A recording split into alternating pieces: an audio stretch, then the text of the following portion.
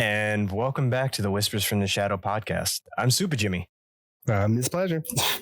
And today we're doing something a little different since both Miz and I kind of got something really cool. We are going to be playing horror trivia. For every 2.5 of my cards, Miz is going to read one of his because he has 5 questions on his. I only have 2 per card. So I'm going to read 2.5. And then he's going to read 1. And then we're going to go back and forth. And at the end of it, we're going to see how many we all got right because we both know a little bit about horror. If you guys know the answer to the question, let us know. If you guys got a question that we might know or that you want you want to give us a trivia on yourselves, let us know. But not only that, you could also tell me specifically how stupid I am for not remembering certain small subjects or small details because I beat myself over some of these questions. Because some of them are my favorite movies, and some of them it's like, shit, I didn't know that. Fuck. Same. Like this is the one that I have. It's called Horror Trivia Part 2, Deeper Cuts.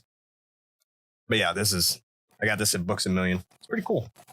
Great, I don't remember when we got ours. I don't remember if it was like Barnes & Noble or one of the fucking random shops that we go to, but ours is called Slash Cards. And there are 5 different categories that you have to get the question or cards to. They have corresponding cards. Obviously, we're not going to be playing them with me and Jimmy this way, but you get multiple different cards and they range from 5 different subjects.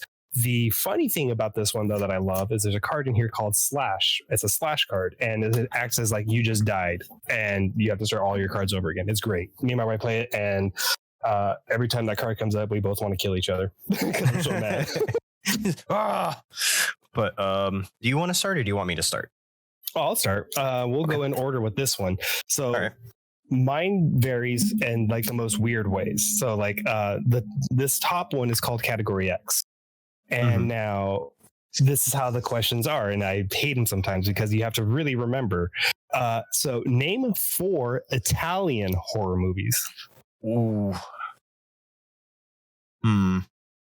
Because I can only always remember 2. I only know of one. And it's not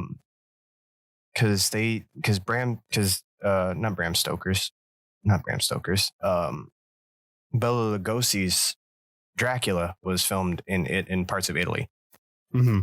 That's the only one that comes to mind for me. But that's not the whole thing, and it's not, an Italian film. Yeah, that's why it's like super specific. Like, I can't think of any other than that because that's the only one I can think of because I know parts of it were filmed in Italy. So here's the examples they give. The only 2 that I have seen and know of is always Cannibal Holocaust and Black Sunday.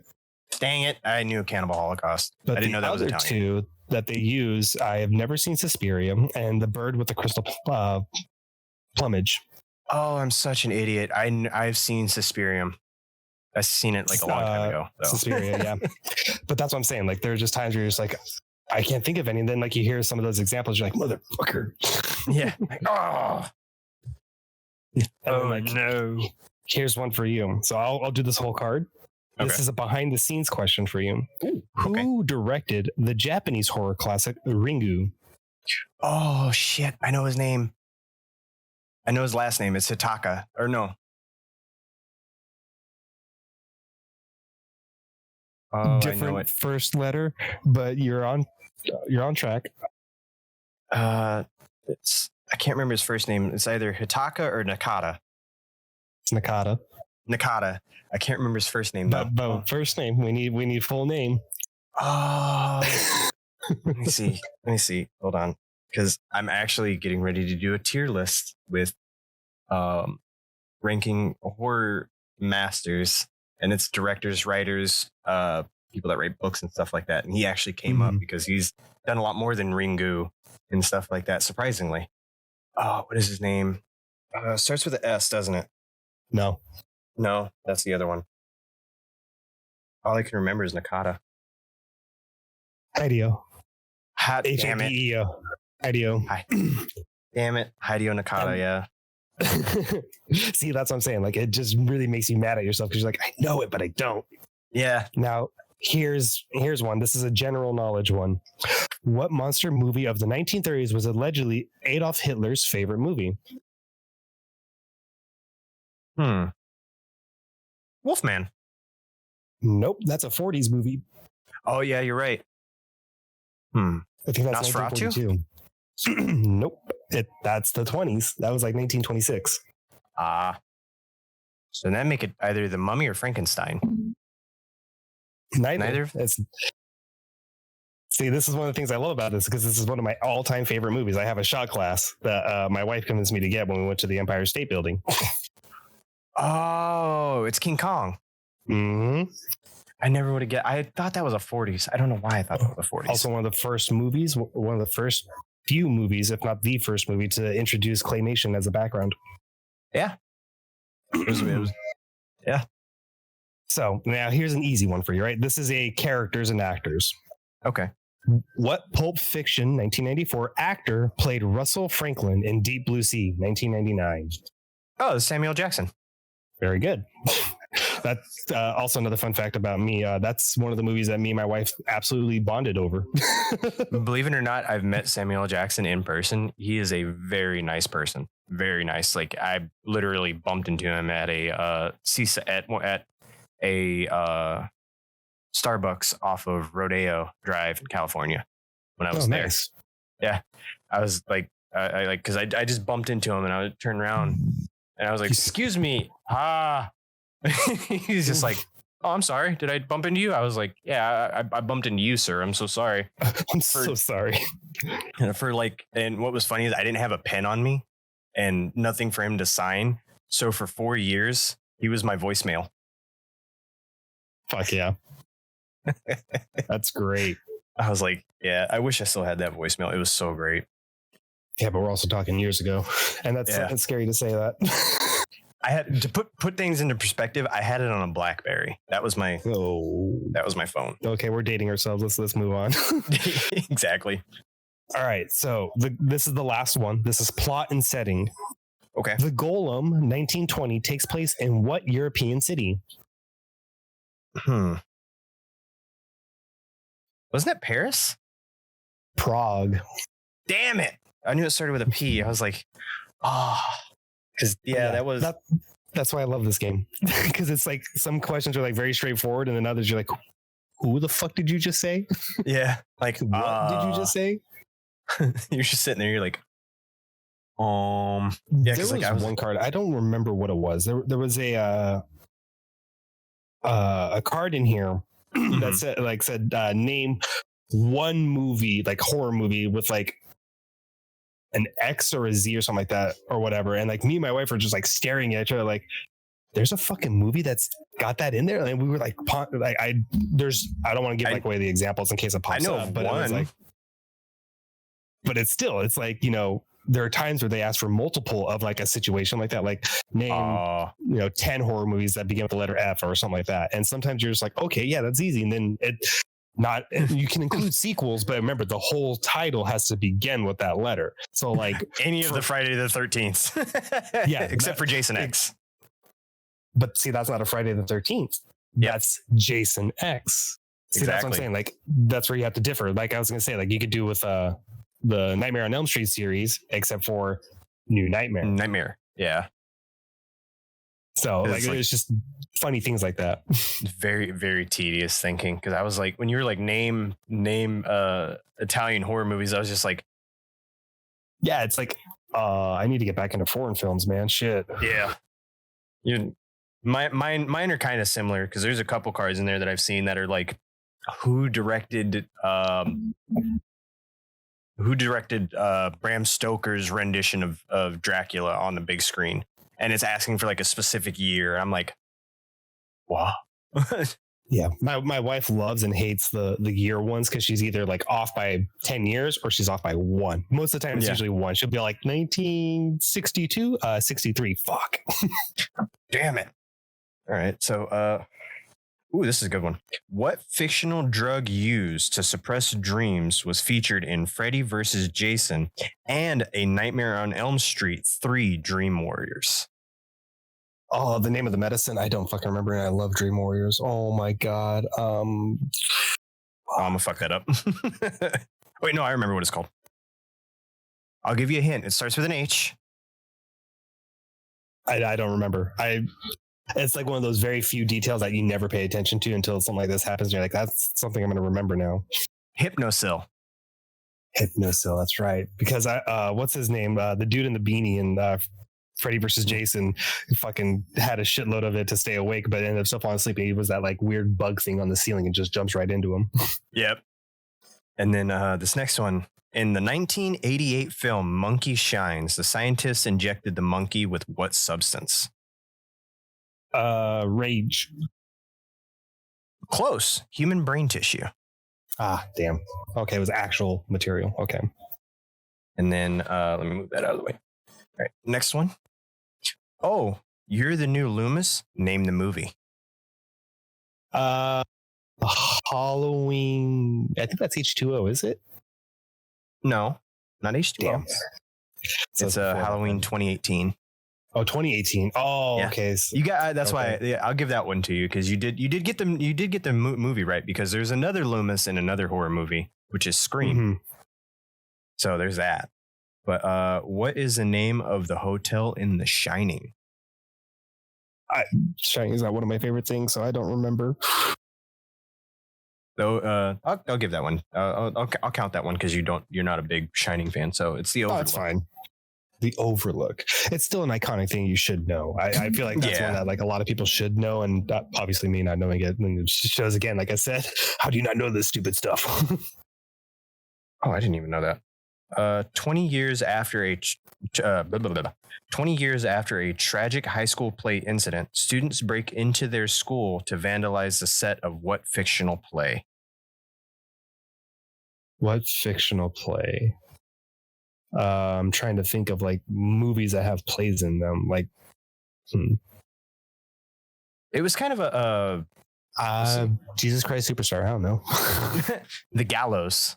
The Gallows. I never saw that. I've heard good things about it. It was pretty decent actually. I enjoyed it.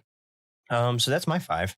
But yeah, The Gallows is pretty good. Oh, before I get any further, if anyone has any questions on Renfield, go watch it. It is a great horror comedy, and it's very visceral, very practical, and the sounds are just mwah. I know Miz is gonna love it. Yeah, as soon as he told me about the like sound design and that audio in that, I'm like sold already. So I'm looking forward to it. Oh, there's a bunch of scenes you're gonna love, and they're scattered throughout the entirety of the movie. Nice. All right, here's one. Name 4 horror movies that feature a mad doctor or surgeon. Let's see. Human Centipede. Any of the Frankensteins, really. Hostel. And what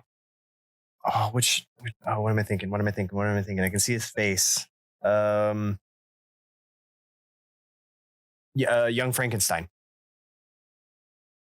I can give that to you. You already said Frankenstein, but I'll give that one to you because you went the horror and then the comedy. So I'll give that to you. But like, here's some of the ones that they use as an example: Reanimator, Human Centipede, Cabinet of Dr. Caligari, and that Eyes Without a Face. Damn it! I was thinking of the Dr. Cabanari. Fudge nuggets. All right. Now here's a behind the scenes. Okay. A sewing needle, a dollhouse, and a tarantula. 1957. A sewing needle, a dollhouse, and a tarantula. Mm-hmm. Ooh. I have never seen this movie, so. That sounds so familiar. Sewing needle, a dollhouse, and a tarantula. I don't know. I really don't. The Incredible Shrinking Man, 1957. Oh, yeah. I've seen that, but that was like 20 years ago. Yeah, I have never seen that, so it's enough to get my interest, which is that like little... It's very dated. It's very dated, but for the time, very good. I mean, to be honest, nowadays, anything over like 10 years is considered dated now. Fair. All right, here's a general knowledge for you. In City of the Living Dead, 1980, the gate to hell must be closed before what holiday? Ooh, City of the Dead. Was it Halloween? All Saints Day, November 1st. Damn it. That does make sense. The day after Halloween. Yeah. All right, and now here's characters and actors. What actor from The Munsters played Jude Cardall in Pet Sematary, 1989? Oh, I can't remember his name, but that was the guy that played the dad. What was his name? That was the guy who played Herman. I loved him in that movie, and that gave me nightmares for weeks because I couldn't imagine doing that to my own grandfather. What is his name? Damn it. I can't remember. I can never remember his name. Fred Gwynn. That's it. Yep. All right. Now, this one, you've referenced this many a time. So let's see if you remember the OG, okay? A police sergeant travels to a Scottish island to investigate the disappearance of a young girl. The island's remnants claim the girl never existed, and they are planning a special surprise for the sergeant in this 1973 film. You have referenced the remake a lot. And it has Leonardo DiCaprio in it. No. Sorry for the background noise. No, you're fine. Let's see. 1973 Downtown, film. baby. Gotta love it. Oh, I have referenced this movie too. You've referenced it a lot. You're going to be mad at me when I reference it back at you. I'm drawing a huge blank. I don't know. The remake, The Bees. Oh, double damn it! I didn't know that. I didn't know that was a remake. I've never seen the original. Yeah. The original is very, very dated. I enjoy the original a lot more because it felt more culty, whereas like the remake felt just campy. That's fair. It was very campy. My favorite part is still the bees. So, yeah, like I said, you referenced it more than once. So I was like, you should know this one.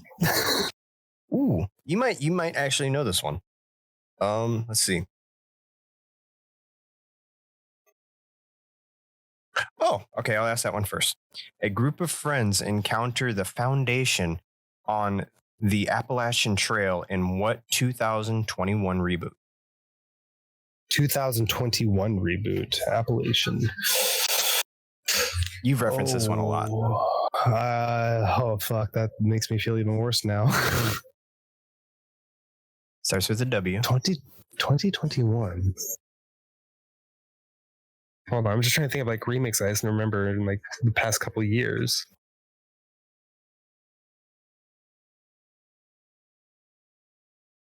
Oh my god, I'm drawing a blank. What? Wrong Turn. Oh, right. I have mentioned that a couple of times. I have yet to see that one, so I don't know that one. It's okay. It's not like the ones that we had when we were growing up, but it's if you go in watching it as its own thing, it's all right. Yeah, that's fair. But I'm not the biggest fan of the Wrong Turn franchises because like there's so many mistakes that like I have questions about. They're so bad, but they're so good. It's a guilty pleasure me and my wife will do every so often. Yeah. Let's see. Oh, this one's an actor question. This stuntman played what would become a fan favorite portrayal of Jason Voorhees in the Friday the 13th Part 7, The New Blood. I'm terrible with Roman numerals. Seeing you do the Roman numerals was great. I was like, 7. All right, New Blood. That is that the one that Corey's character grows up? I can't remember. Okay. I haven't watched New Blood in forever. Who played Jason in that one? Oh. I'll give you the initials KH. I was going to say Kane's the only one that pops in my head, but it's probably Kevin Nash or no, that's not Kevin Nash. Kevin Nash was in something different. The initials KH. That's the only thing I'm giving you. KH.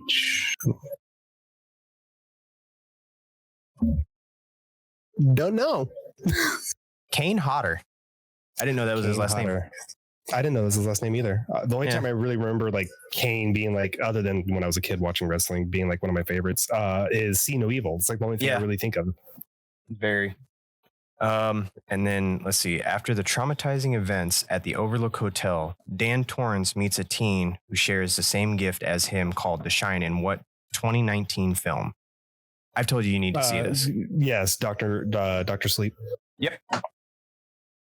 Those are my 5. Okay, no worries. Let's get one in the middle here. Oh, this is gonna be too easy. All right. Wow. Okay. You guys get a little preview on this before Jimmy gets back because he could probably still hear me. But name 3 horror movies that feature demon possession. Ooh. That's so hard. Let's see. We have The Exorcist, Idle Hands. I love that movie. I fucking love that. I love Idle Hands. I love my favorite scene is the part where he stabs Seth Green in the forehead with the bottle. Ooh, my favorite part of that whole movie. There's too many good parts. There really are. Yeah.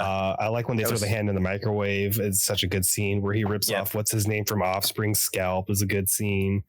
Oh my god, I love Idle Hands. Idle Hands is like so fucking good. That's like probably one of my absolute favorite horror comedies. The movie's fantastic. If you have not seen it, please do yourself the favor and watch it. It's so good. It's I would say it's like peak late 90s, early 2000s, like culture in a nutshell. It's so good. Yeah, true. Very true. Let's see. That's 2. Let's see, we got Exorcist, Idle Hands, and no, that the Omen isn't demon possession. That's the Spawn of Satan. Then we have what is the name of the movie with the Dybbuk box? Was it the Dybbuk?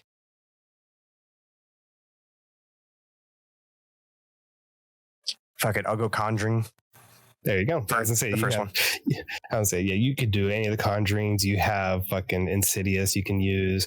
You have. I mean, hell, you can even use the action horror franchise or the action horror thing of End of Days. Like, there's so many. True. The examples they did was The Exorcist, Evil Dead, and The Exorcism of Emily Rose. I forgot about Exorcism of Emily Rose. That one was kind of. I heard that's a fucked up one, but I have yet to see it. I said, most religious horrors like hit and miss with me, especially possession ones. Emily Rose was very hit or miss on a lot of things because like I read the actual story about it because there's a book out about Emily Rose and The Conjuring. I haven't read the one about The Conjuring. I've read the one about Emily Rose, and there's a lot of things that are like, okay, she wasn't possessed, I don't think. For me personally, she was more so mentally ill. And I was like, oh, I kind of get that. That's fair. That's fair. All right, here's a behind the scenes one for you. Okay. Even though he was one of the greatest filmmakers of all time, Alfred Hitchcock never won an Oscar for Best Director. In fact, only one of his films ever won the Academy Award for Best Picture. Which one was it? Oh, that wasn't Birds. Think outside of his thrillers and horrors. Yeah, because that was the only other big name one that I know of. Let's see. Wasn't Psycho.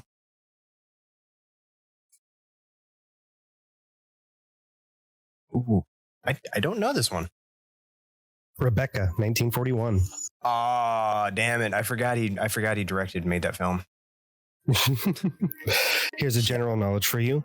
In what year was the original Friday the 13th released? Ooh, first one? That one would be 1978. 1980. Damn it! See, there's those questions that just hit you right in the yeah, because first one came out 80, second one came out 82, third and fourth came out between 84 and 86. Damn it. All right, here's a character and actors. Name the actor that played the tall man in the Phantasm series. Tall man in the Phantasm series. That was the old guy, but I don't remember his name. I really don't know. Angus Scrimm. He's got one of those unique names. I should have known that. And then here's the last one. Plot and setting. As an idyllic coastal town prepares to celebrate the centennial of its founding, a mysterious fog rolls in from the sea, and the town's dark secrets come to light in this 1979 film. Oh, that's The Fog. Very good.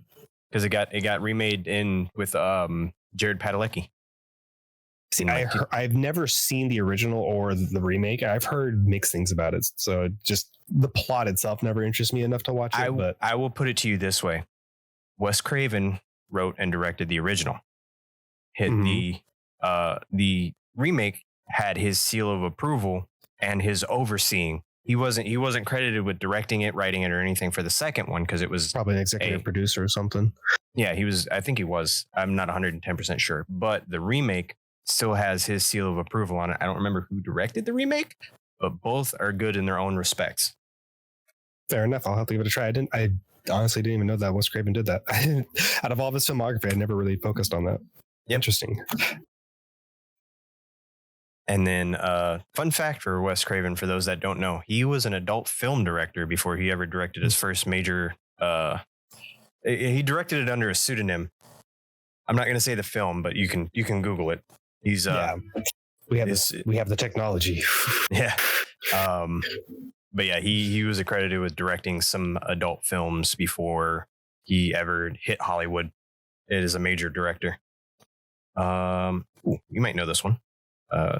Do I know this one? No, I don't know this one, surprisingly. Johnny Knoxville appears in what 2019 film about three best friends who pick up men at a 1980s heavy metal show while sadistic killers are on the loose? It's a more recent 2019. Honestly, 2019 was like one of those years I didn't watch a lot of fucking horror movies. I didn't watch a lot of movies. I don't really remember. 2019 wasn't really big on horror. I'm actually surprised I didn't hear about this one. It's called We Summon the Darkness. I'm gonna have to check that one out. I've heard of it. I did not see it though. Yeah, I have neither heard of it or seen it. So I was like, oh, I didn't know Johnny Knoxville was in a horror. But this one, you should know this tagline. When there's no more room in hell, the dead will walk the earth. Name the movie. Night of the Living Dead? Close.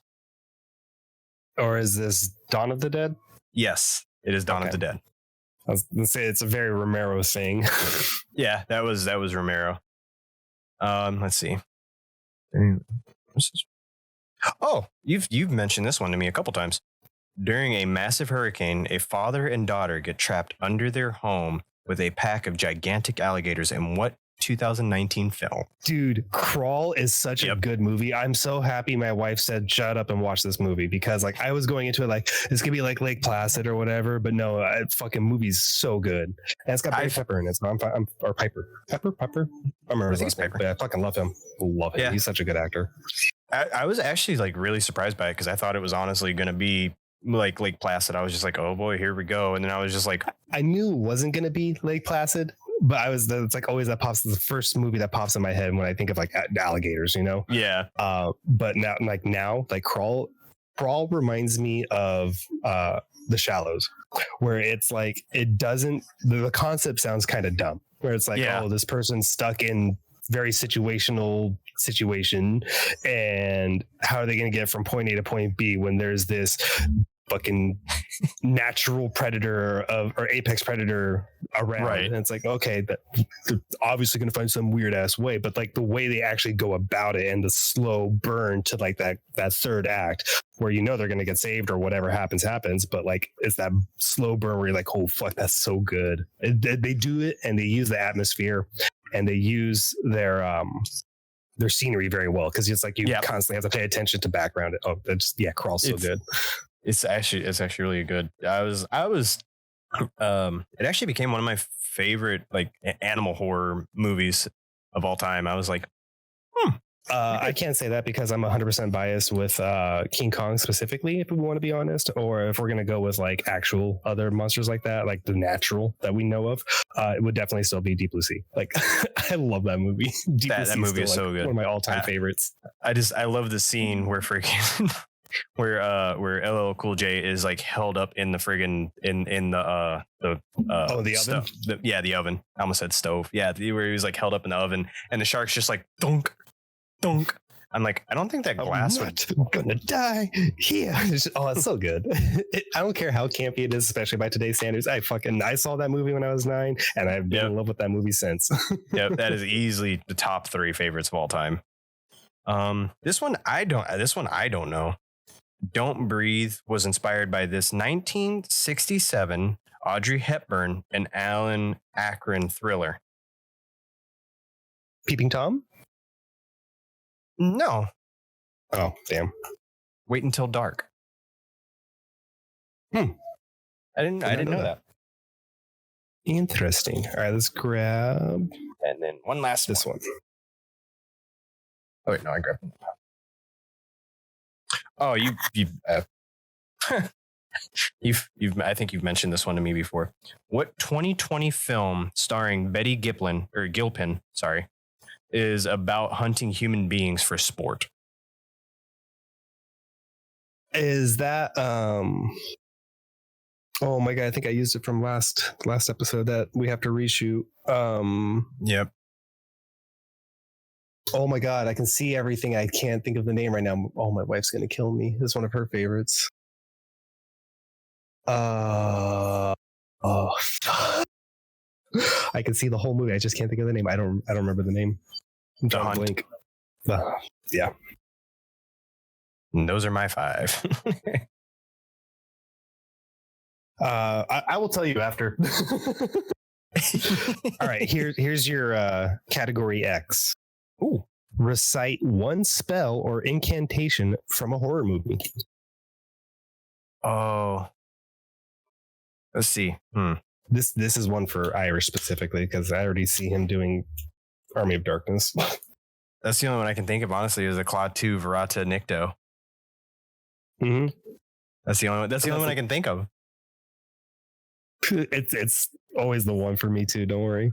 What's funny is that's the only one I can think of, but I'm seeing the movie about the witches. Oh God, what was it called? Not the Covenant. The Coven. The Coven. Yeah, I did not see that one. It was pretty good. I liked it. Here's my wife's favorite category and the very favorite thing she loves from behind the scenes. Name the artist or group that composed the score for Nosferatu, the Vampire, 1979. Ooh. Who did the soundtrack? It's like, who's the composer? Or I know it on some of them. Oh, let me see. Who's yelling at me? She hates this question because it's always some random one like this, and she's just like, who the fuck pays attention to that? I don't know. I feel like I should know too. This one I didn't know, but it's Populva. Oh yeah, I would have never guessed that. Not in a million years. But it's funny because every time that question comes up, or that like someone has to read that question, it's always against my wife, and she fucking hates it. All right, here's your general knowledge, and this is gonna really test our friendship right now. Okay, like, okay. In what year was Alien released? The first one? Mm-hmm. Let's see. The Aliens came out in 1983, so that one had to have came out either 78 or 79. Which one? I guess wrong. I'm gonna go with 79. Very good. Because I was like, because I remember there's been like 5 years in between like the first. Let's see, there was 5 years in between the first one to the second one, and then there was 5 years between the second one to the third, and then there was like 6 years. I don't remember when Resurrection came out. I just remember it. We don't talk about Resurrection. No. I want to say that was either 86 or 88. Resurrection was like 98, 97, something like that. Oh yeah, it was. Okay, so here's one for you. Characters and actors now. What actor played the villainous Harry Powell in The Night of the Hunter, 1955? Oh, I see the face. Hunter, 1955. I never saw it, so I didn't know. I think I watched that one with my grandpa. I never claimed to be the be all end all, know everything. Well, my thing is that my grandpa got me introduced to creature features, and like he would watch the old school horror with me, like the old school Psycho, the old school Night of the Living Dead, the old school Wolfman, Frankenstein, Nosferatu, Monster stuff like that. And the classics. The classics. Yeah. I'm trying to think. I don't know, actually. I'm drawing a blank. You ready? Yeah. Robert Mitchum. Oh. That makes sense. All right. Now here's your plot and setting. Okay. All right. So this is asking for a movie. The son of a nobleman has a permanent smile carved into his face because his father refuses to kiss the hand of the tyrant king in this 1928 film.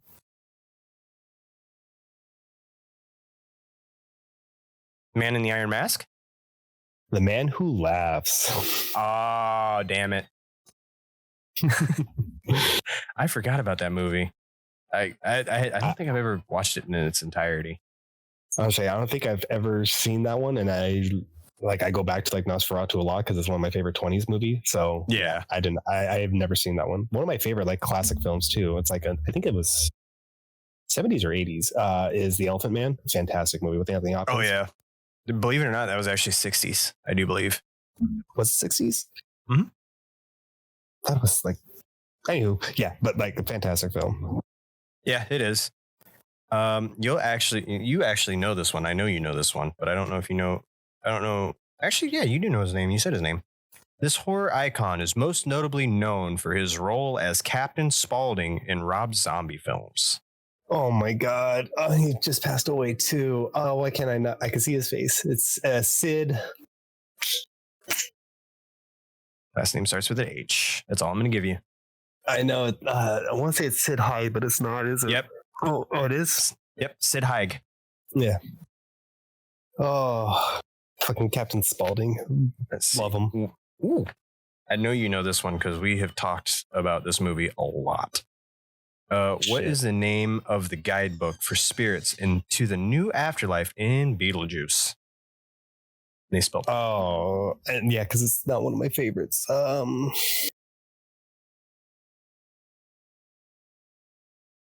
can't remember. The handbook for the recently deceased. That's what it was. Yeah, my wife's also been listening to the play version of that. I've heard good things. She enjoys it. I haven't heard the full thing yet. If you get this one wrong, you're going to be mad at me. Who directed the 1963 horror thriller film The Birds, starring Tippi Hedren? Would that happen to be Sir Alfred Hitchcock? Yes. What do you think? See, that's 2. Oh, shit. You're going to get both of these. I know it. Roses are red. Violets are blue. One is dead. So are you. Name the movie. There's a band named after this movie.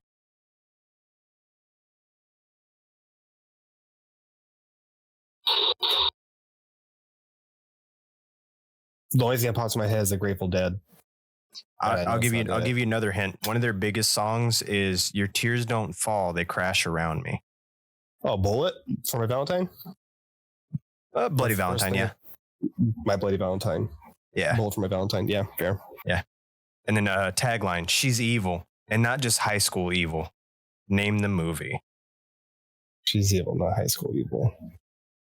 It was on another question earlier. Right before we started recording. I had to have mentioned it then. If I say the actor's name, you'll get it instantly. Yeah, or actresses. The only thing that pops in my head is Carrie, but I don't think that's right.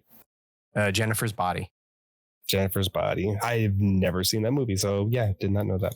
That's 4, and then now for my 5th. What?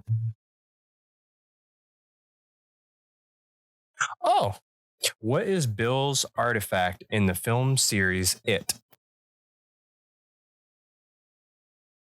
I read that wrong the first time. What's his artifact?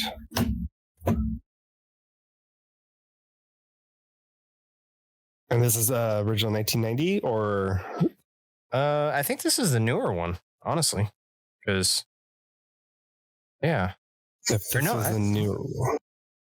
I don't. His speech? No, it's something that belonged to Georgie. Oh, his boat. Yep.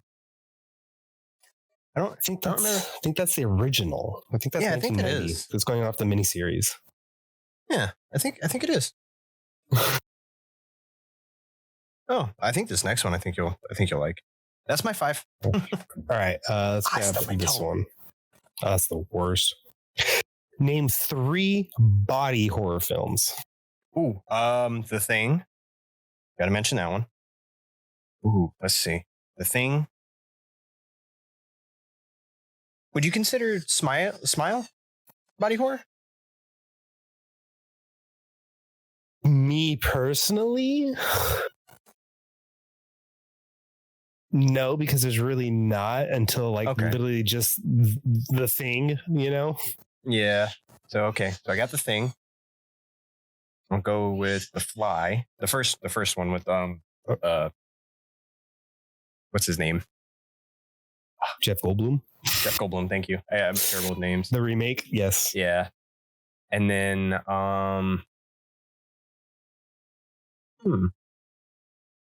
Oh my god.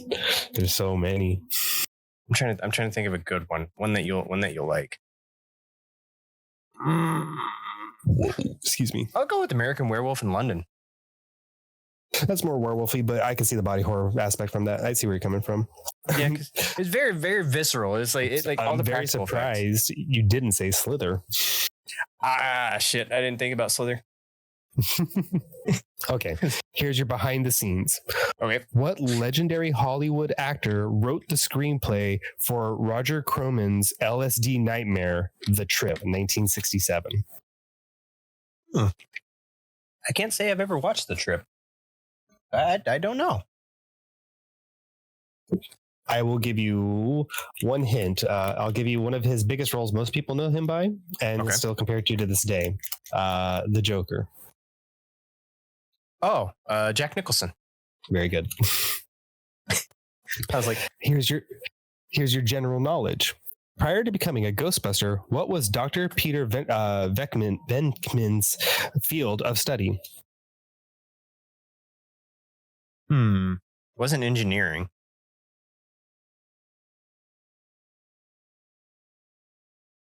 I think he was some kind of physicist, wasn't he? Parasociology.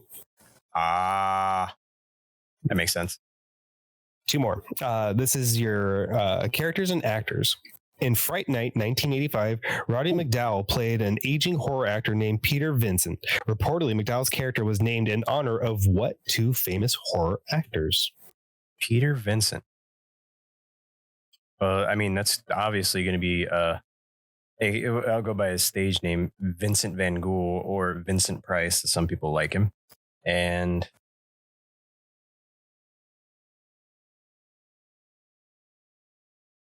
yes, that was a Scooby-Doo reference. I don't know the other one. Peter Cushing. Damn it. I should have known that. And then here's the plot and setting. In this early German expressionist horror film, a rabbi uses magic to create a giant made of clay to protect the Jews of Prague. But the giant begins to behave erratically and turns on its masters. Isn't that the Golem? Yes, 1920. Yeah, I was like, I've seen that one. That one was actually like not bad for its time. I will say that. I think you've seen this one because I think you've recommended this one to me. Vince Vaughn plays the Blissfield Butcher in what 2020 film by Blumhouse Productions? I did not see that. I want to see that, and I don't remember the name of it. But I love Vince Vaughn in horror because I love him in The Cell. He's so good in that. So fun to see him. It's a freaky. Let's see. What? What? I'm not going to answer that one. Vincent Price, because I don't even know what they're going for. It says that I'm not asking this question. It says the 2019 horror drama movie titled IBR refers to what real estate abbreviation? And it says one bedroom. I'm like, I don't know. But this one is Vincent Price stars in the 1961 film The Pit and the Pendulum, which is loosely based on the work of what famous classic author? That's Edgar Allan Poe. Everyone knows that one. Oh, Come yeah. on. Oh yeah. Which father-son duo penned the 2012 novella In the Tall Grass? Isn't that I think that's Joe Hill and Stephen King, right? Yeah. You legit got that one right. Like, focus. Yeah. I remember because that was oh my god, I can see his face, the guy that plays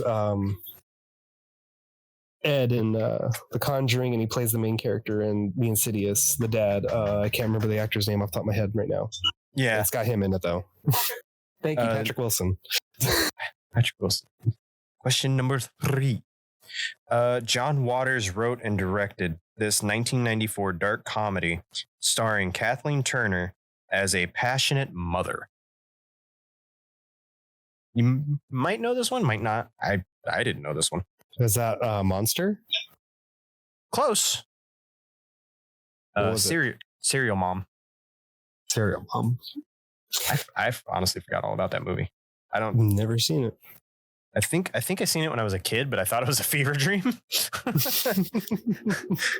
I don't know. Let me see.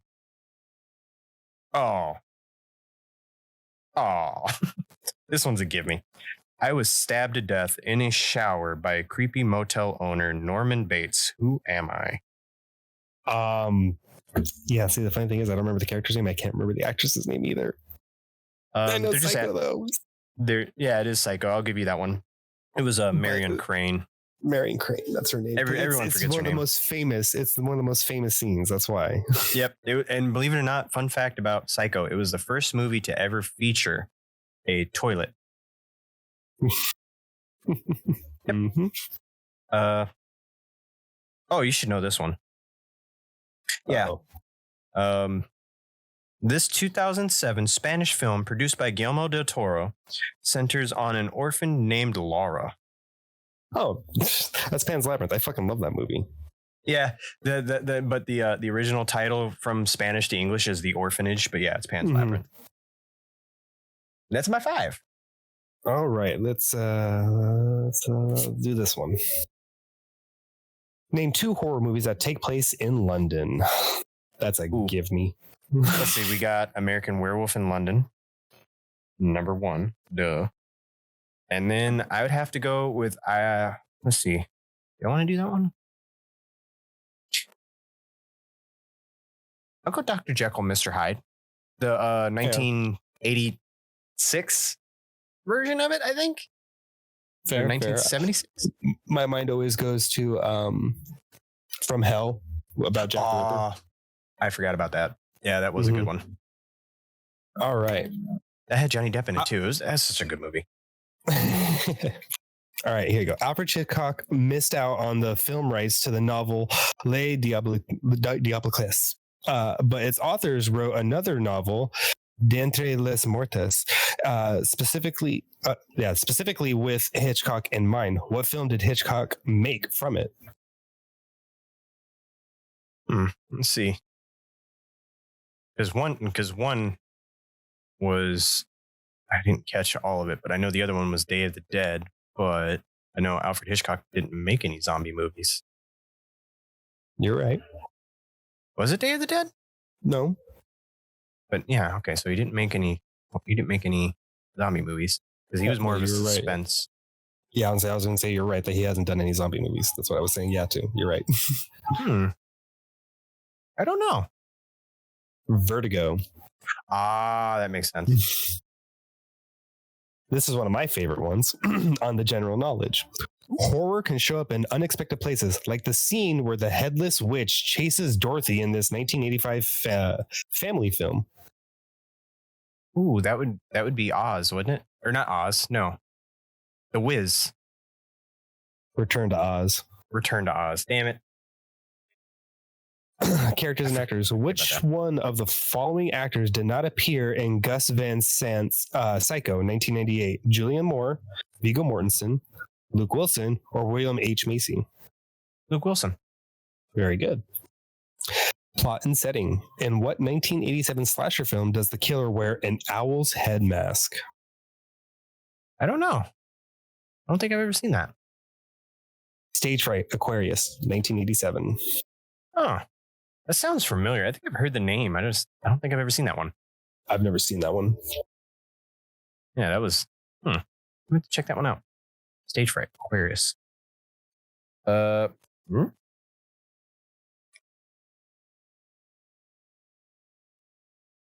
Okay.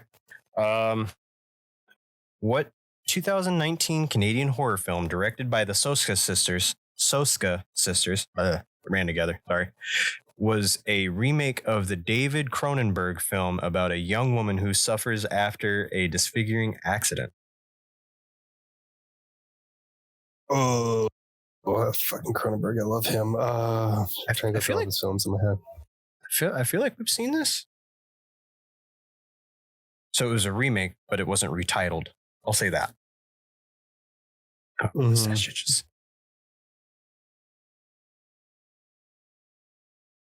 I can't think of it.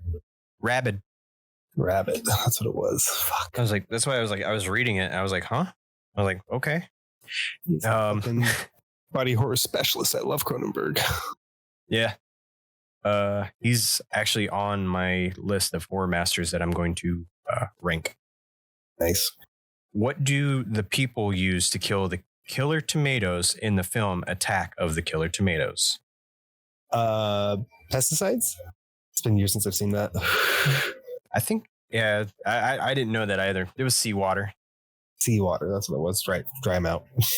Yeah, I was like, huh. Let's see. That movie is so funny. Let's see. What is the stage name for horror movie critic John Irving Bloom, known for hosting the Monster Vision TV series and The Last Drive-In?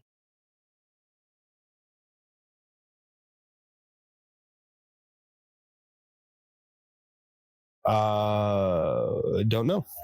Joe Bob Briggs. I can't say I've seen either one of those. Did not know that. Question number 3. I think that's Kylie. Kylie is sentenced to house arrest in a potentially haunted family home in what 2014 New Zealand horror comedy film? I don't think I've ever seen this one. Not ringing a bell to me whatsoever. Housebound. Housebound? Nope, never heard of it. This is why I said I need to get more foreign films again, man. Yeah, some of them are really good. Let me see. Oh, wait, what? Local. I have never heard of this, but I kind of want to see it. Which species of demon did 5 teen employees accidentally unleash into a local movie theater in a 2019 film Porno? Never heard of it, so I don't know. I'm gonna go with sex demon. Yeah, succubus. Yeah. Okay. I was like, not wrong. I was like, they made this a film. Okay. And then last question: Jerry G. Bishop portrayed what fictional character in the 1970s horror showcase, originally named Screaming Yellow Theater? I don't think either one of us knew this or seen this. 1973.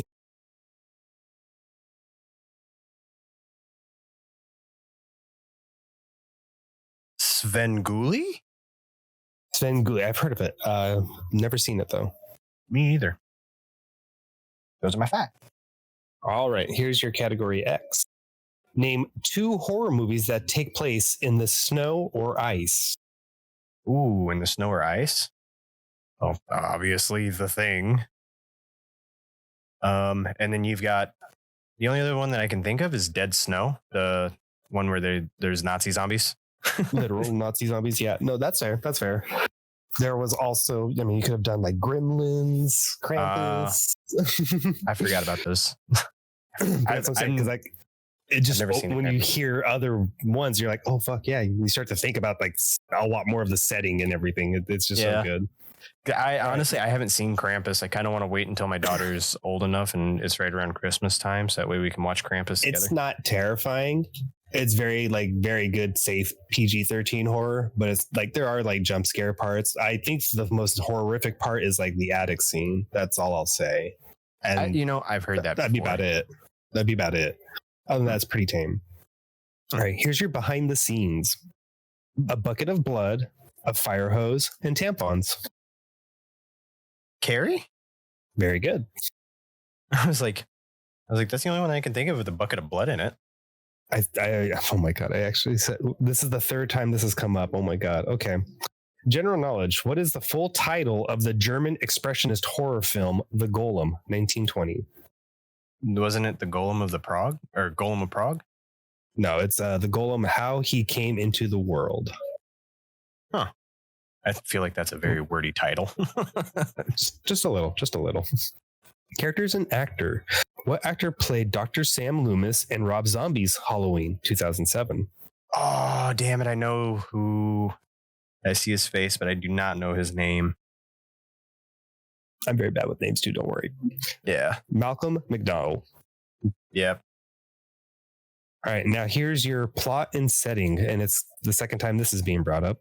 Mm-hmm. A young woman undergoes experimental plastic surgery to save her life after an accident, but the surgery causes her to crave human blood and sets off a citywide epidemic in this 1977 film. Oh, why does that sound so familiar? Oh, no. Because we literally talked about it like 2 questions ago, or like a card or 2 ago. Yeah. Oh, I am drawing such a huge blank right now. See, she gets plastic surgery, ends up needing human blood.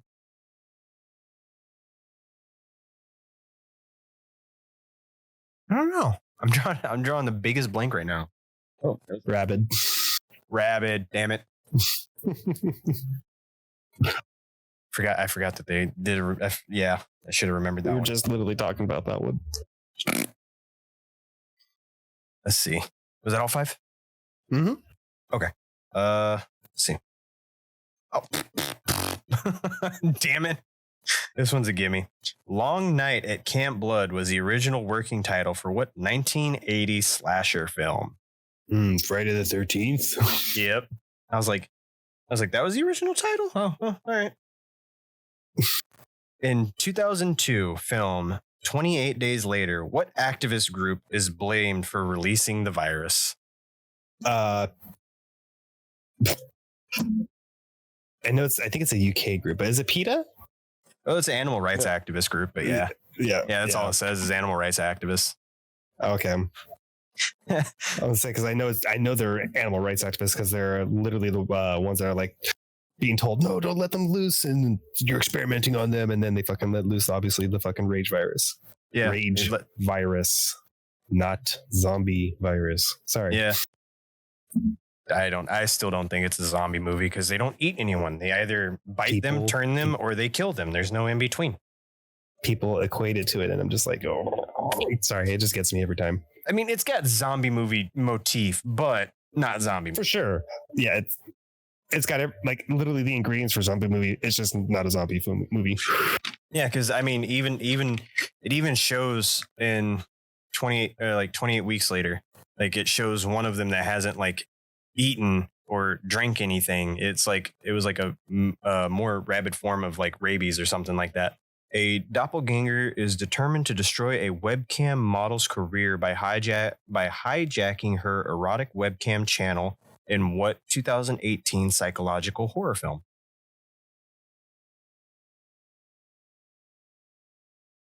I don't know. The only movie that comes to my mind is Cry Wolf, and I know that's not it. I don't know. I was actually surprised to see this in here, but it was Cam. I've actually seen that. It was kind of weird. Very, very hit or miss. I've never even heard of it. It's basically they just described the entire like spiel of it. It's okay. It's a movie. Yeah. Let's see. A father relives the trauma of his child's death when he brings his girlfriend to his ex-wife's party in what 2015 film? I think I've heard you mention this one before.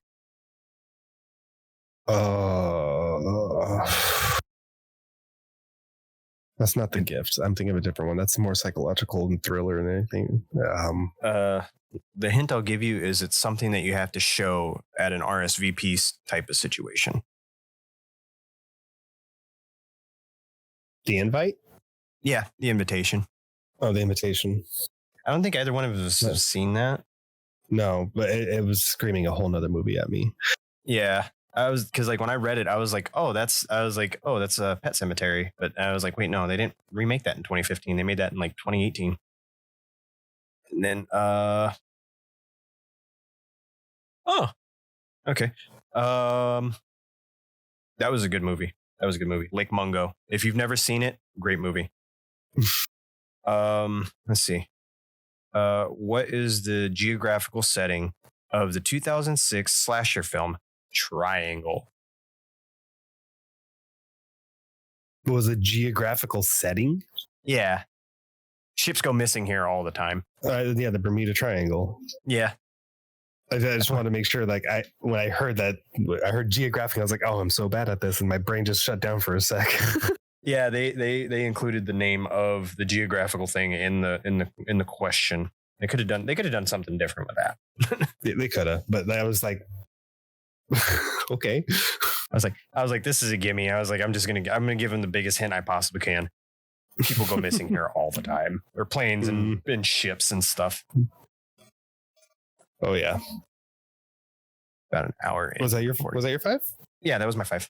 Oh, okay. I wasn't sure. That's why I waited for a little bit. Okay. Here's one for you. All right. Your category X. Name one horror movie in which no protagonist survives. Ooh. No protagonist survives? Ooh. Let's see. Horror movie. I'd actually have to say Aliens. Ripley still survives. So. Damn it, she does. No, she survives in that one.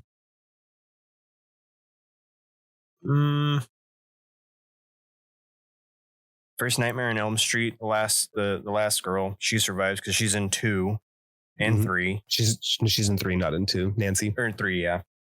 She's in Dream Warriors. My bad. First Friday the 13th, they all survive. Second Friday the 13th, they all survive.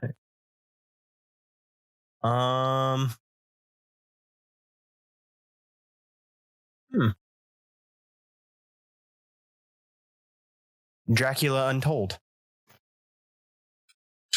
Technically, Dracula survives, but he was the antagonist though. He wasn't the protagonist. He's the one you're technically rooting for. The movie's focused on him. He's the protagonist. Fair. But I mean, I can give it to you. So the one I always come up with when I hear this is like the remake of the Blair Witch. Oh, damn it. I forgot about the Blair Witch. We talk about it so much. Their example was Cabin in the Woods. Fair, because the world ends. Mm-hmm. I was like, well, shit. Here's your behind the scenes one. Ooh, hold on. My apologies. You're fine. Name one horror movie in which... sorry, my bad. Behind the settings. True or false? Actor Tony Todd filmed his mouth with live bees to film critical scenes for Candyman, 1992. Oh, that's true. Mm-hmm. General knowledge. What is the name of the shriveled host of Tales from the Crypt? Oh, the Crypt Keeper. Very good. Classic. I just watched Demon Knight the other night. I love Demon Knight. Fucking so good. It's so good. Characters and actors. What collective name is given to the demons that are summoned by the puzzle box in Hellraiser films? Shit. I know it. Cenobites? Very good. I was gonna say it's also one of the it's the name of their character in DBD. Yeah, I was like, fuck, what's it called? My brain just went. And then I hate when that happens so much. Plot and setting: a group of college students go to a scheduled cabin to relax, but unwittingly awaken evil spirits in the woods that begin to taunt and possess them in this 1982 film. Well, technically 1981. Would that be the first Evil Dead? Very good. I was like sitting there thinking about it. I was just like, was that 81? I thought that was 84. No, that would be 81. Yeah, because the Army of Darkness came out in 94. I think it was like 92, 94, something like that. Yeah. I just read that one. Fun fact for the entire franchise, I had learned about when I went to go see Army of Darkness with Bruce Campbell. Sir Bruce Campbell. The reason why the first one and the second one and the third one, which is Army of Darkness, they all feel so like repetitive at having to retell the story, is because the first one was owned by someone else. So when they did the second one, they had to do an epilogue to explain the setting of everything of the first film. Right. And that was by a different studio. So then when they went to go do Army of Darkness, they couldn't do either of the two backstories. So they had to do another epilogue explaining everything because they're all three different studios that couldn't be working together kind of thing. And that's why they're always doing a recap of the previous movie. That makes sense. I could definitely see that. Let's see. The 2008 psychological horror film Lake Mungo, great film, by the way, if you haven't seen it, is located in what country?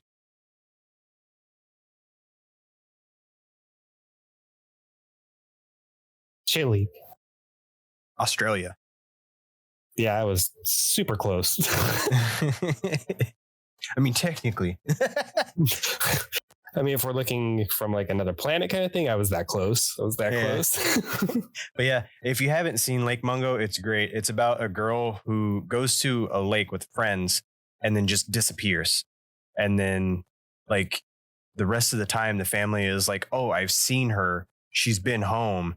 But then they show like a recording of the family members seeing her and no one's there. But then they show it from the family member's perspective. And she's like clearly like standing there. Mm-hmm, mm-hmm. And it's such a trippy film. But like, I was like, what the fuck? The first time I ever watched it was when Netflix used to mail DVDs. Oh my God. That's a simpler time. Such a simpler time. But the what? Water for this, and it's like just sitting on top. What progressive disease were they studying when the film crew chose to document Deborah Logan? Oh my God. There's like no water left. It makes you forget. No. Alzheimer's disease. Alzheimer's disease. I never saw that movie, so I did not know that. I didn't either. I was like, oh, Alzheimer's disease. It tends to run in the family sometimes. But let's see. Tagline: Pray, slay, display. Name the movie. Me and you have talked in lengths about how we love this movie because a certain actress dies in like the first like 10 minutes. Was that Scream? No. Let's see how to put it. Paris Hilton was in this movie. Oh, House of Wax. Mm-hmm. I was like, I know he knows this one. I didn't know the tagline. Honestly, I didn't know the tagline either. But no, the remake is done really well. I love the remake and the original. Oh yeah, with Vincent Price, classic. I liked it. I like the remake and I like the original, but I like them in different respects because Vincent. You can't go wrong with anything Vincent Price has narrated, been in anything. Nope. Fantastic. Love him. Oh yeah, man. And then last one. Which Jaws actor made a cameo appearance in Piranha 3D? Oh, was that Sheriff Brody? The initials I will give you are RD. Oh, it was Richard Dreyfuss. Okay. Yeah, Richard Dreyfuss. I wasn't sure if it was Richard Dreyfuss or, oh my God, why can't I remember Sheriff's name? Oh. Anywho. Yeah. Those are my 5. Okay, let's go with this one. Your category X. Name 2 horror movies that take place at a sorority or fraternity house. Oh, There was Happy Death Day. Okay. And Scream 3. Yeah, you could use that one for sure. Okay. Or wait. No, I'm sorry. That was Scream 2. That was Scream 2. It was one of the Scream movies. One was high school, 2 was college, 3 was the movie set, and then 4 is after the movie set. Yeah. Got it. Okay. Got it. Here's your behind the scenes one. What filmmaker known for Animal House 1978 also directed An American Werewolf in London 1981? Oh my God, that's John Landis. Very good. He's on the list because surprisingly he is known for his buddy style comedy, but he's accredited with directing one horror film, and that is Werewolf in London, American Werewolf in London. Your general knowledge. Adjusting for inflation, what is the highest grossing horror movie of all time in the box office? Oh shit. To date, that when this game was released, I think like in 2018. Okay. That cuts out a lot.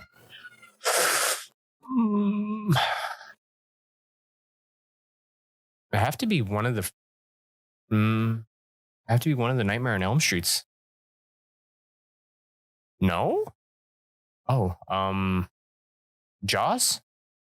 Nope. The Exorcist, 1933. As of today, well, when this was released, I want to say like 2018. It's been a few years. It has grossed $232 million to date. Damn. That's pretty big gross for most horror movies, because I think that was shot on like $180,000 budget or something. Something like that for that time too was also insane. Mm-hmm. Here's your characters and actors. What Grease 1978 actor had a supporting role in Carrie 1976? Grease? Was it John Travolta? Mm-hmm. Oh. God, he was now your plot and setting. An ancient vampire travels from his castle in Transylvania to London, where he begins to prey on young, beautiful women in this 1931 film. What should be a give me. Nosferatu? Dracula. Bela Lugosi, man. Yeah, that was Bela Lugosi. Dang it. I forgot all about that. All right. I just read that one.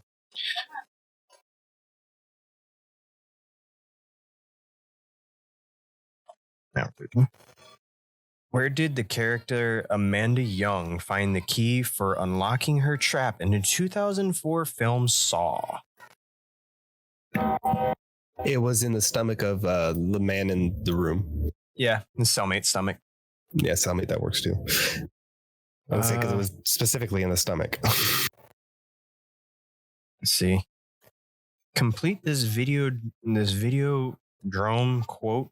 Death to Videodrome, long live the new flesh. How did you know that? What movie is that Videodrome. Videodrome. I don't think I've ever seen that. Oh my God, it's fantastic. I apologize for the train, but oh my God, that movie is fantastic. Come on, that's the train. New flesh. That's the train saying you're an idiot for not watching that, because it sounds so familiar. I can't say I've ever seen it. Oh my God, missing out. James Woods, man. Yeah. So here you go. This one, you'll know. Shadow of the Vampire, starring Willem Dafoe and John Malkovich, fictionally chronicled the filming of what 1922 film? Nosferatu? Yep.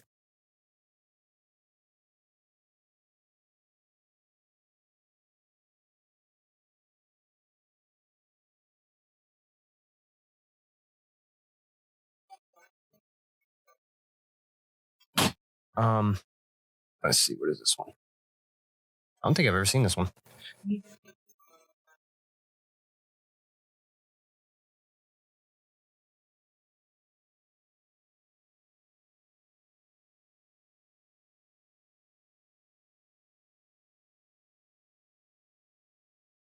Can't hear you. 1:15:09.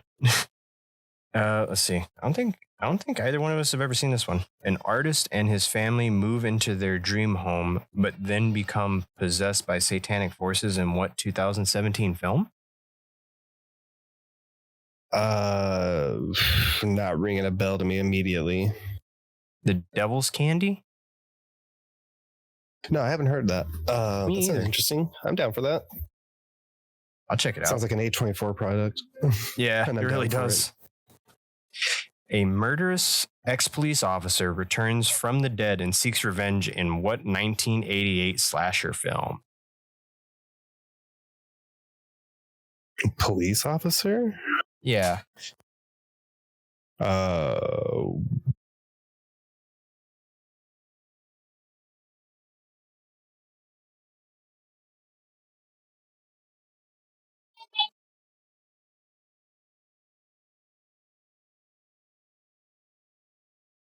I don't know. The only thing that pops into my head is Chucky, but I know that's not right.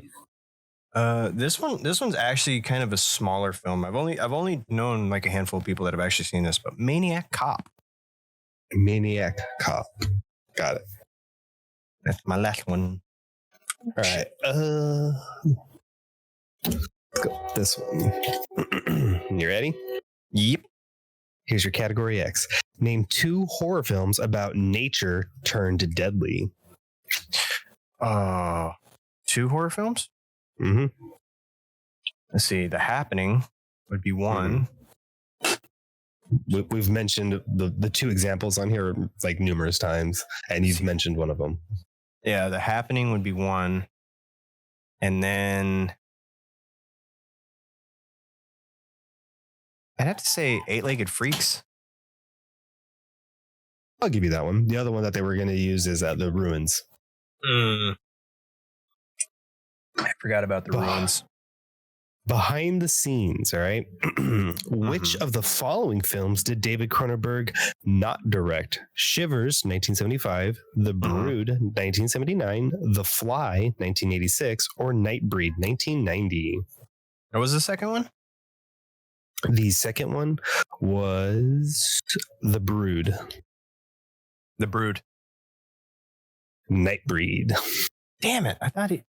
No, yeah, that makes sense. Let's see. Here's a general knowledge one for you. In Children of the Corn, 1984, what do the children call the thing that lives in the cornfield? The thing that lives in the corn... I should know this. I have nuts. I always get Children of the Corn and Village of the Damned always mixed up. They're pretty much the same thing. Just one's a little bit more eerie. Just I don't know. I should know that. He Who Walks Behind the Rose. Yeah. And now going back to Children of the Corn for your characters and actors. In Children of the Corn, 1984, what is the name of the black hat wearing leader of the child cult? Oh, fudge. I should know that. I really should. It's been so long since I watched that movie, though. Wasn't it like Malcolm? Isaac. Damn it. Or Isaac. ISAAC. Yeah, I think that's Isaac. Plot and setting. The dead won't stay dead, so a group of strangers barricade themselves inside a country house and try to survive the night in this 1968 film. 1968 film? Read the question again, please. That should be a no-brainer. The dead won't stay dead, so a group of strangers barricade themselves inside a country house and try and survive the night in this 1968 film. Isn't that Night of the Living Dead? Very, very good. Sitting here thinking about it, I was like in a log cabin. And I was like, oh yeah, that was one of the first movies to actually feature a black protagonist. Mm-hmm. They're coming for you, Barbara. Yeah, that movie was so trippy as a kid because we didn't have a whole lot of like special effects like we do today. Zombie films, exactly. Godfather of zombie films. He's also on my my rankings list. Oh, I love Romero. I love Romero. That was my 5. Okay.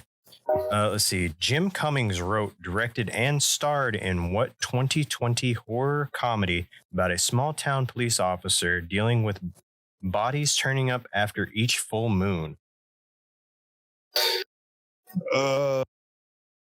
I don't think 2020. I don't think I've ever seen this. Oh, not ringing a bell off the top of my head. The Wolf of Snow Hollow.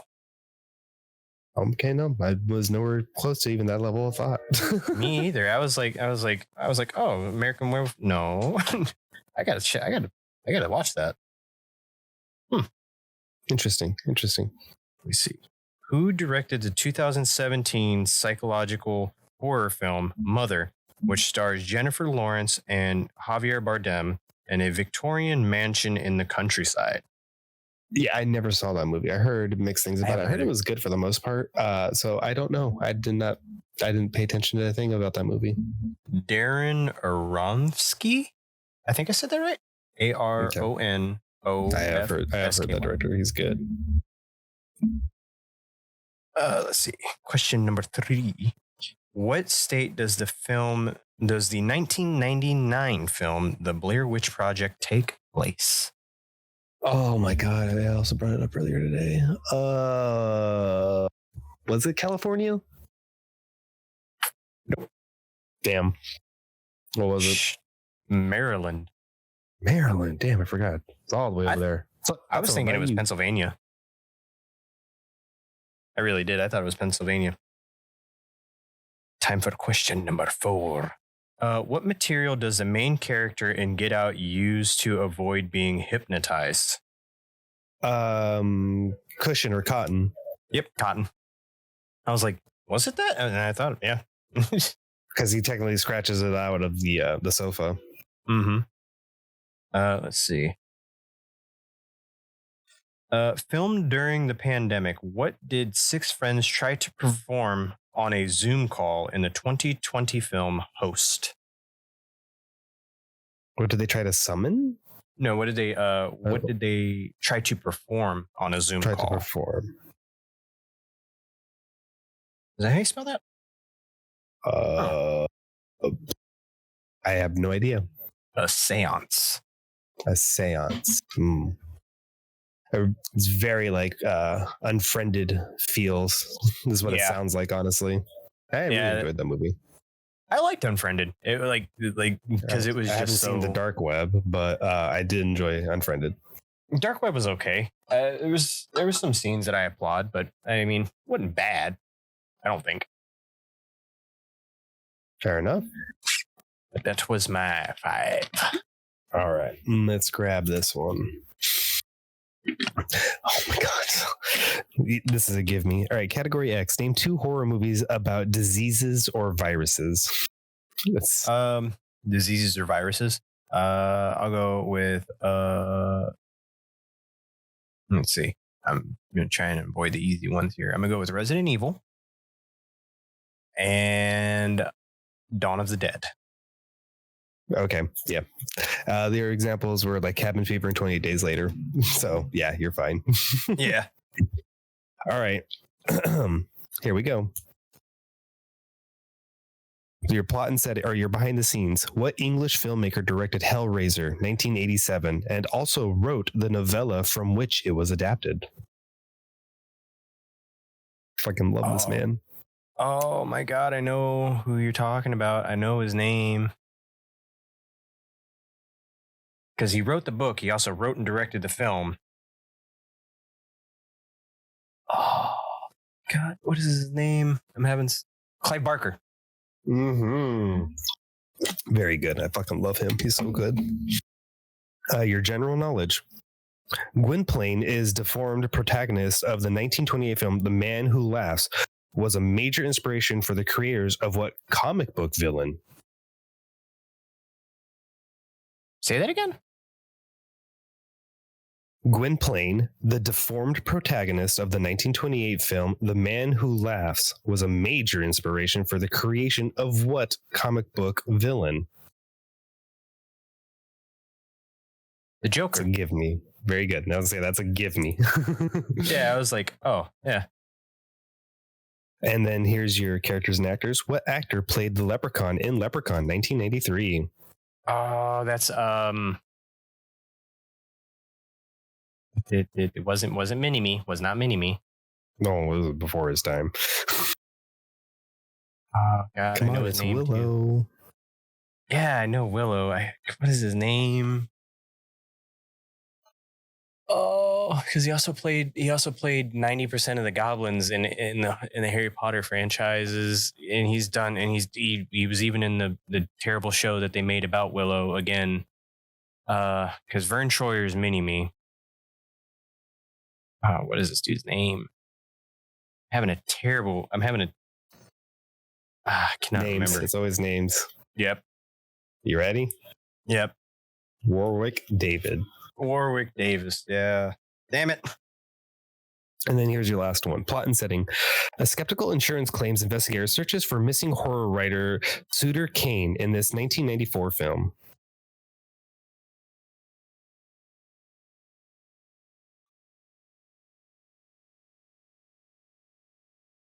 I'm drawing a blank. Do you give up? Yeah. In the Mouth of Madness. That sounded so familiar. Yeah. I don't think I've ever seen that one. Those are your 5. Those are my 5. Let's see, I'm just going through these and seeing. Let's see. Let's see. Yep. Nope. Nope. Yes and yes. Okay. There we go. I was doing your tally of which ones you've gotten correct, which I think you've gotten more right than me. I doubt that, because you've gotten like either 3 out of the 5 or like 2 out of the 5 or 4 out of the 5. So it's kind of hard. Yeah. I can tell you how many cards we've gone through. With mine, since I only have 2 questions, if you got one of the 2 answers right, I give it to you. Oh, okay. Yeah, you've gotten 11 cards so far. I think you've got me beat.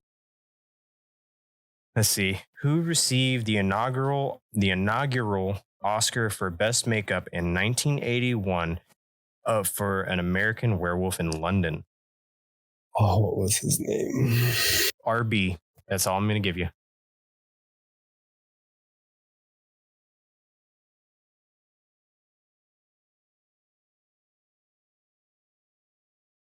I can't remember his name. Off the top of my head, I can't remember it. Rick Baker. There it is. Yeah. Yeah. Fantastic.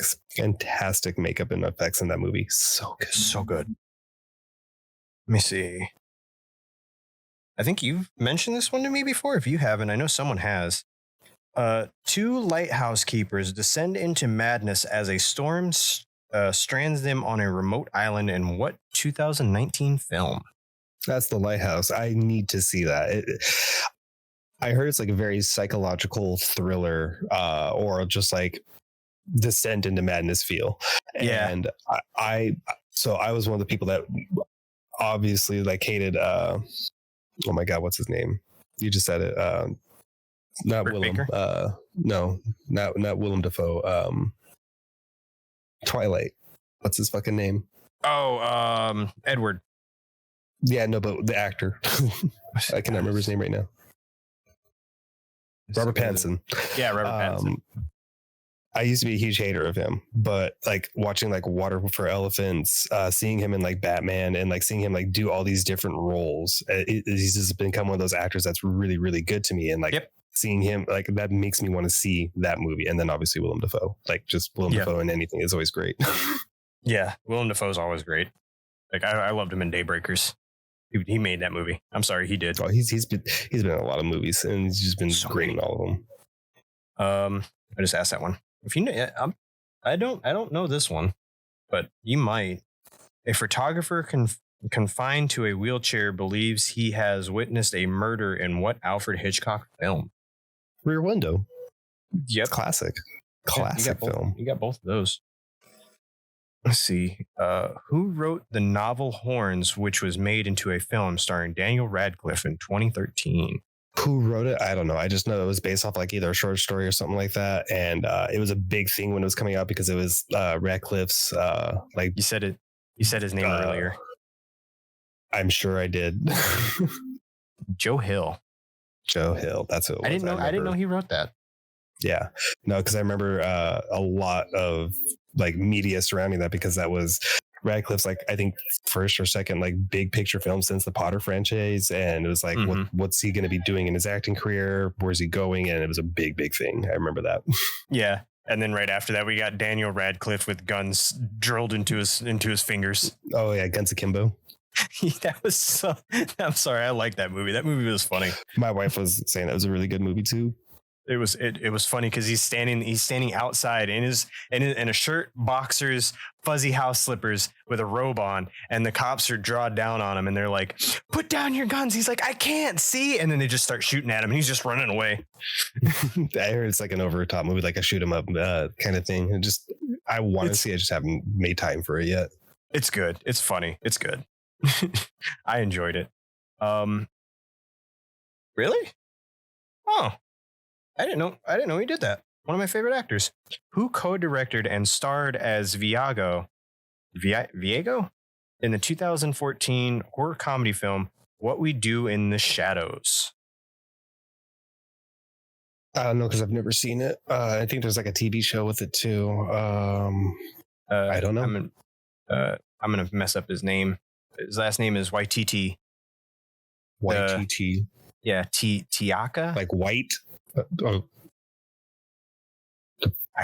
I don't know how to properly say his name, but I know he directed the recent Thor. He also directed. Oh, okay. I don't know how to pronounce his name. He also directed the Ryan Reynolds film where he played an NPC in a video game. Oh, Free Guy. Yeah, I'm gonna learn how to say his name correctly, because I feel like I fucked that one up really bad. You're fine. Those are my 5. All right. Let's go with this one. We'll make this my last card. Yeah. Okay, here you go. Name one horror movie for your category X. Name one horror movie in which a drill is used as a weapon. A drill is used as a weapon. Yes.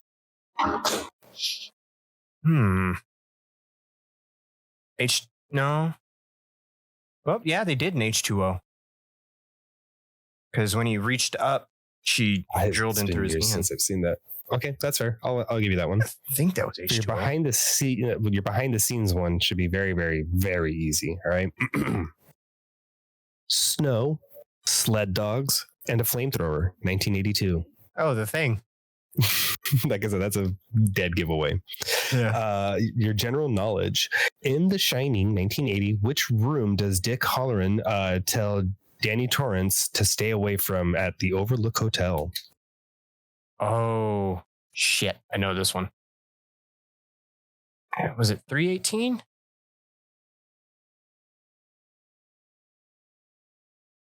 Is that your final answer? Can I get a hint to which floor it's on? The second. Ooh. 238. Oh, just by one. 237. Damn it. And then characters and actors. What actor played Tallahassee in Zombieland 2009? Oh, that's oh God, what is his name? His dad was a hitman. Oh, what is his name? I can see his face. Because he was also in. He's in a lot. Yeah, he was a killer in a movie, Natural Born Killers. Oh, why am I forgetting his name? Come on, Hunger Games. Yep, he's been in a lot. What are his initials? WH. William Harrelson. Woody Harrelson. There you go. I was like, William. I was thinking of Willem Dafoe. And then your plot and setting. The new kid in Salem has to defeat 3 witches after he accidentally resurrects them on Halloween night in this 1993 comedy. Oh, that's Hocus Pocus. Very good. I was like sitting there. I was like, I know the movie. I can hear the sisters singing "I'll Put a Spell on You" in my head. 12 cards. That's 60 questions from my end. Let's see. I'll go through mine in a second. Tagline: Evil runs in the family. Name the movie. Oh, The Omen. No, this one's Oh. very recent. Very recent. Little It girl. runs in the family. Hereditary. Oh, got it. Okay. It was okay. That There's was a one movie. That's a movie. Yeah. There's one scene in that movie that I cannot watch with a straight face, and that's where mom's on the ceiling banging her head into the freaking attic door. Like when I seen that happening, I died laughing. I just don't forget with that movie. The first time the incident happens, just me and her watching the film and going like, did that just happen, or are we crazy? Like, because it was so like just out of left field. We were like, did that happen? Yeah, like first time I watched it, I was like sitting there, I was like throwing a snack in my mouth, and I was like, oh, not a okay. terrible movie. It's not a great movie. It's a movie for what it is. Yeah. Excuse me. In 1998, the first installment of what slasher series focused on murders at a college campus that resembled folklore legends? Scream. Mm-mm. No. Oh. Scream was 99. Ooh, okay then. The only other thing that pops into my head is I know what you did last summer. Oh, close. Urban Legend. Urban Legend. Oh, that's right. I do remember that now. I remember that being a big controversial thing. Let's see. Oh, I know you know this one. The Killer Dickies play the title track Killer Clowns in this 1988 film. Killer Clowns from Outer Space? Yep. She did? I didn't know that. Natalie Portman won an Oscar for portraying a ballerina whose dark side is revealed in what 2012 film? That's Black Swan, isn't it? Mm-hmm. I've heard good things about that. I haven't seen that. The main reason why I stayed away from that movie for so long was because when that movie was released, all everyone could talk about was that you get to see her topless, and it was just like, okay, whatever. I don't need to see a movie if that's like the main focal point. So it really turned me off from the movie. But then like talking to my wife and everything like that, had her point of view of it, like how the story is really piqued my interest. So I need to really, really watch that. I've heard good things about it, but I mean, I'm a sucker for anything psychological horror based, and I was like, fair. I might watch it, and then I found out that Mila Kunis was in it, and I was like, I like Mila Kunis. Win-win. Let's see. That was made in 72. I did not know that was made in 72. An African prince gets turned into a vampire by Count Dracula in what 1972 American blaxploitation film? Is that Blackula? Yeah, that is Blackula. I thought that was made in the 80s. I was like, oh. No, that's a very old movie because I think it was like also on like Scooby-Doo or some other cartoons. Blackula was a big character too. Yeah. Billy, the misadventures of Billy and Mandy. Billy and Mandy. Yeah. The Grim Adventures of Billy and Mandy. Yeah. Blackula don't bite. He scrapes and licks. Scrape and licks. I love So that. good. I love Blackula. I didn't know that was Christopher Walken. Christopher Walken stars as a coma patient who awakens and discovers he has the ability to see a person's future by touching them in an adaptation of what Stephen King novel? I didn't even know they made that into a movie. Well, I could see his face. I could see him in the suit. For some reason, my mind is screaming the Mothman Prophecy, but that's not right.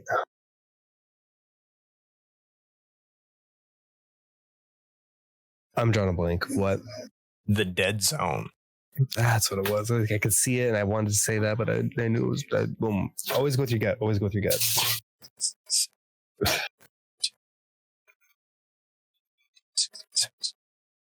Oh, you're counting. I was like, what are you doing? So altogether, you have 20, but if I do it based off of the same as yours, so there's Two for one. That'd be 40. 1 plus that one. That makes 1, 2, 3. So there's 3 right there. 4, 5, 6, 7, 8, 9, 10, 10, 11, 12. So we both got 12 right.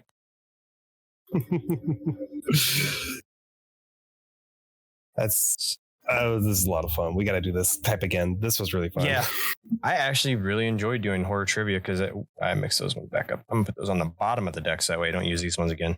Yeah, same. That's what I'm doing. Wait, hold on. I got to. That's what I was thinking it was. Creature stole my Twinkie. Name the movie. Is that Zombieland? No, The Monster Squad. Oh, that's right. Oh my God. I haven't seen that movie in forever. That's a classic. That's a cold classic. I love Monster Squad. I forgot that actually happens in the movie. Wolfman's got nards. Wolfman's got nards. That was classic. The best line. The best line. That was like one of the few lines I was allowed to say at home because it was like just vulgar enough, but just yet so innocent and passive enough, you know? Yeah. I was allowed to call him nuts, but I would always quote that. I'd be like, Wolfman's got nards. Wolfman's got nards? Wolfman's got nards. Fucking classic movie. That was so good. I honestly, like, if they were to make a reboot of it, I would want them to stay as true to the film as possible. Oh, I would absolutely agree. I mean, if they did it like more like dark and gritty kind of thing, yeah, I wouldn't be opposed to it, but I would because it's the silliness of the movie that like really just is so great, even though it has all those classic horror elements in it. Mm-hmm. And the only one actor I would request that they bring in is the cute kid from Stranger Things, the one that like had. I have not kept up with that show. I finished season 2 and have not been back to it. I am waiting for season 5 still. Cast of Stranger Things. What is his name? I think his first name is Dylan. I think Gaten Matarazzo. Yeah, this guy. I'd love to see him in it. Oh yeah, that's fair. No, I can see that one. I love him as like the comedy relief, and he's one of my favorite characters. Him and Steve. Not fair. Yeah, especially when we play Dead by Daylight. Yeah. Me and you and you and me and your best friend, Steve. Fun fact, Nicolas Cage is getting his own character in DBD. And he commented, I don't know if it was off of social media. I don't know if it was from an interview or something. Yeah, an interview or anything like that. But he says Nicolas Cage says he'll be fused with Dead by Daylight players who will play as him. And then underneath that, in quotations, it says, I want you to know that we're one. I'm like, that is the most Nicolas Cage thing he could have possibly said. Like, fair, yeah. That man is the definition of eccentric. He's something, all right. I love that man. I mean, some of my favorite movies he's in. I mean, The Rock, Con Air. Absolutely love him in Face Off. Like Face Off. Oh my God. You never can't go wrong with him. No, you really can't. I honestly cannot recommend Renfield enough for anyone that has not seen it. It is a great movie. I enjoyed it. Yeah, I'm still gonna fucking have to go watch that at some point. I highly recommend it for anyone and everyone out there. It's comedy. Yes, it is. I will be upfront and very, very honest about that. It is very comedy centered. However, that is aside from that being like the main theme of the movie, it's still really good. Because there's a couple scenes where like Miz will know which ones they are, but you're like watching it and you're like, oh shit. Fair enough. Because it's really good. But yeah, it's not focused on for anyone that isn't a Nicolas Cage fan, the movie is not focused on Nicolas Cage. He is one of the focuses, but the focus, not the main. Yeah, I mean the title gives it away already. It's more focused on Renfield. Yeah, and I didn't realize this until I like watched Renfield. but the actor that plays Renfield was also in the movie Warm Bodies, where he played a zombie. Oh, Nicholas Hoult. Yep. And I enjoyed him in both movies. I like Warm Bodies because it's comedy, but it falls in that horror comedy genre. Fair enough. Yeah, no, I'll definitely have to give it a watch, but it's definitely worth it. I believe you. I'll hopefully watch it by the next time we do one of these. Yeah. So let's see. We did an hour 45, almost 2 hours worth of trivia between the both of us, and we both tied. Yeah, it's fucking great. Love it. Next time I'm gonna have to actually draw you cards. I'll take out all the slash cards, but I'll have to draw you cards and we'll go based off of that. See if you could win. Yeah, we'll do like a rapid fire one or something like that where it's like, oh yeah, we could do that. See how many you can answer in a row. Yeah, and like actually have like timers and stuff set up, because I don't think we had any time limits for any of the questions. We didn't put any time limits. Okay. I mean, I think it'd be kind of hard for us to do time limits over this way without agreeing upon it, because then it's like, how much is too much time? What are you doing behind the scenes? Blah blah blah blah blah. So yeah. If we do rapid fire, that's gonna be so hard. I'm excited. I think the best way to do it is if we kind of give each other about a minute and a half tops, and we go, and at the end of that timer, we don't just go on to the next question. We say, when the timer goes off, what's your final answer? And yeah, that's fair. A minute and a half would still be a long time. I would say, like, depending on like the questions on how many we want to try and get through, especially if we're trying to go fast, I feel like 30 seconds would be fine. You know what? I like that idea better. I do. Because it's more of like a come on. Yeah, you're like Richard Dreyfuss, Kate Beckinsale. Yeah, exactly. And it's just like you're like, okay, no, I'm gonna go with this one. Like this is the answer. Yeah, it'll be kind of like a Family Feud, but with horror. Yeah, pretty much. It'll be great. I think we'll both enjoy that. But it'll definitely be fun. So at any rate, guys, is fun as always. Oh yeah, very much fun. I will, from me to you guys, much love out there, and I will see you on the next one. Bye. Bye.